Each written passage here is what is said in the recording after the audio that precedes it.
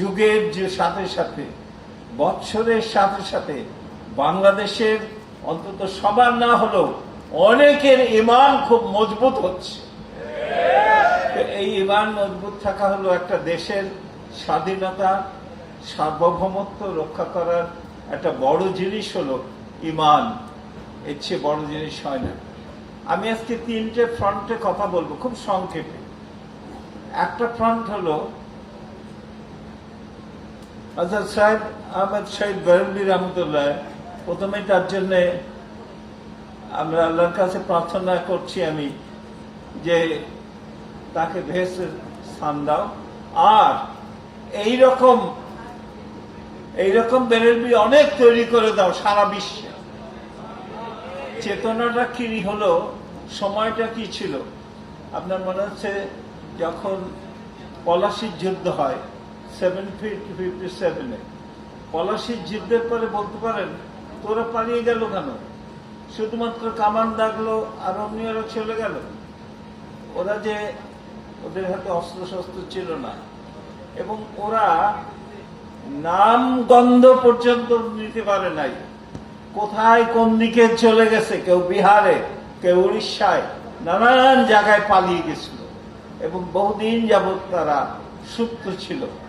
এতে তারা অনেক দিন ধরে আন্দোলন করতে পারেনি। তারপর তারা ইংরেজি বাদ দিল। পরে এসে এই আমাদের স্যার সৈয়দ আহমেদ,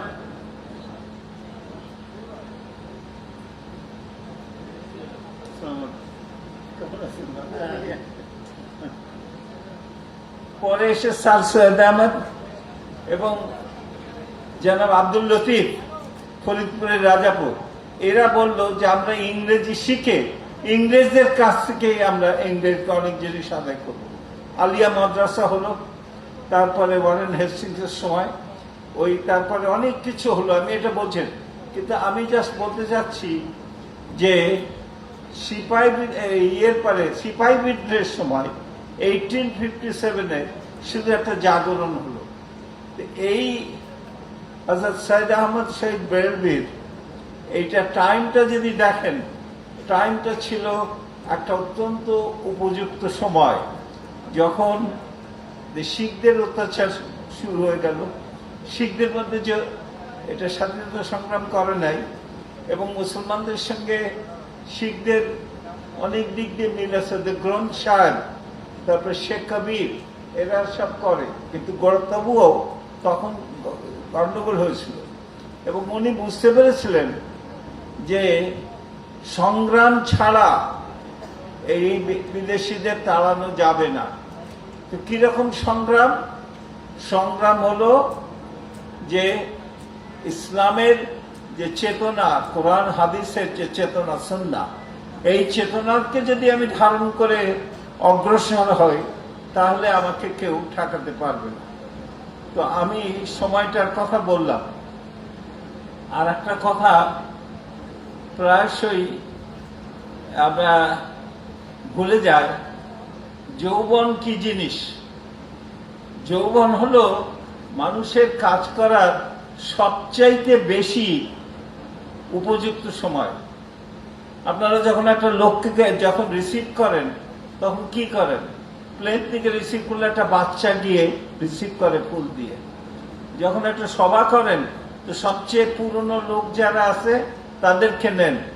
কিন্তু কাপড় যখন শুকাতে হয় তখন ওই মর্নিং সান আর ইভিনিং সান দিয়ে কাপড় শুকানো যায় না। মধ্যাহ্ন সূর্য গনগন করে ওই সময় লোককে ধরতে হয়। মানুষের বেলাও তাই। মানুষ যখন যৌবনে উদ্দীপ্ত থাকে তখন। আমি এখন একটা উদাহরণ দেখছি, সৈয়দ আহমদ শহীদ বেরেলভী, তার 50 বছরের জীবন যায় নাই। এই যে 44 বছর বয়সে একজন লোক এতখানি অর্জন করে ফেললেন, যার জন্য আমরা এখন একটা চেতনা পরিষদ করছি। তার বয়স এত কম ছিল, যুবক ছিলেন। আর ইসলামে যদি দেখেন, ইসলামে দেখবেন যে হযরত আলী, আমার এদের বয়স কত ছিল? 20-এর কম। এরা ইসলাম ধর্ম গ্রহণ করেছিল। ইসলাম ধর্মের স্ট্রেংথ ছিল যুবকের শক্তি। বদরের যুদ্ধে কি প্রথম, পরে তো আরম্ভ হলো এক পার্টি আর এক পার্টি, কিন্তু প্রথম ছিল front man to man. Robert Mohammad কাকে দিয়েছিলেন? প্রথম যুদ্ধে নেমেছিলেন হযরত আলী রাদিয়াল্লাহু আনহু, যুদ্ধ করলেন।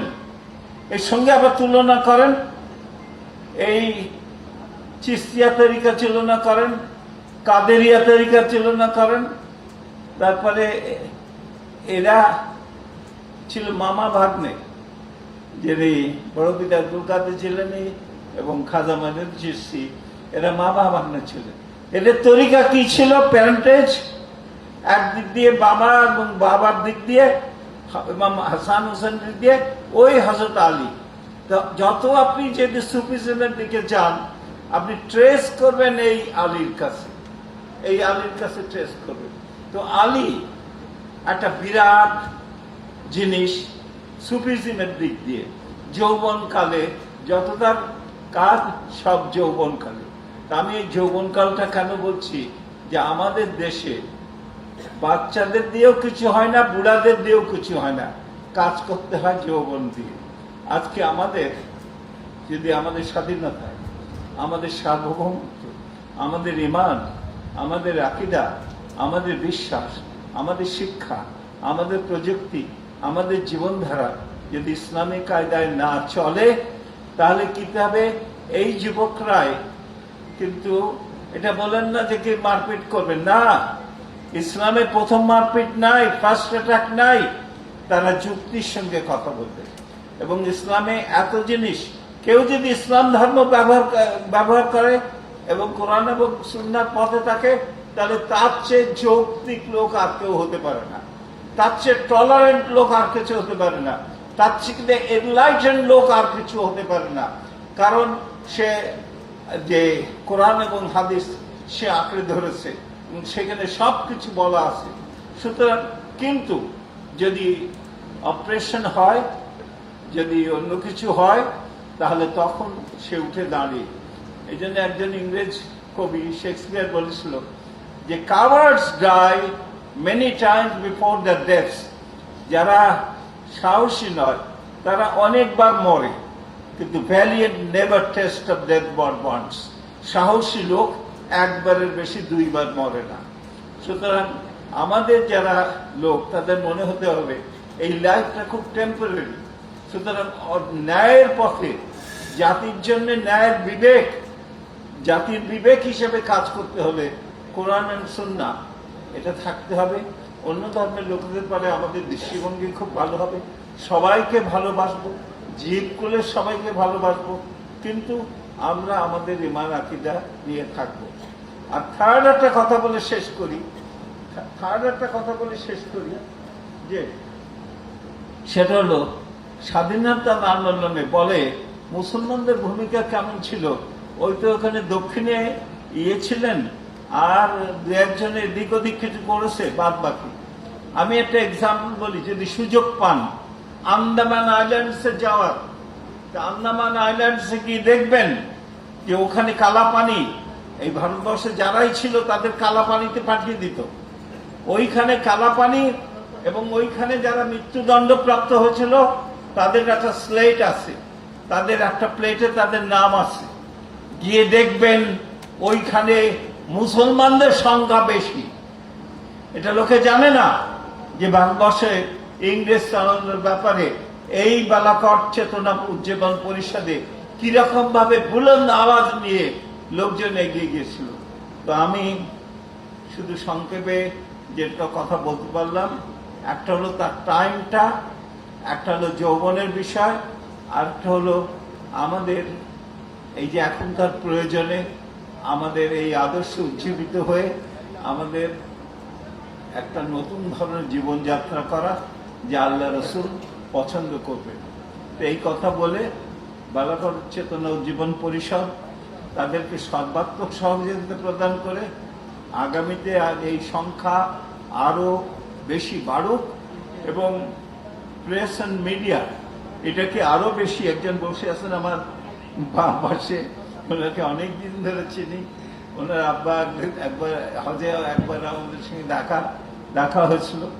তো তো উনি আশা করি আপনাদেরও সাপোর্ট দিবেন এবং আপনারা একটা বৃহত্তর আকারে এই দেশের মানুষের জীবন ও চেতনাকে, যারা ইসলামের পথে থাকে, শান্তির পথে থাকে, তাহলে সেটা অনেক কষ্ট করে আমরা এই জায়গায় এসে দাঁড়িয়েছি, এটাকে নষ্ট করে দেওয়া যাবে না।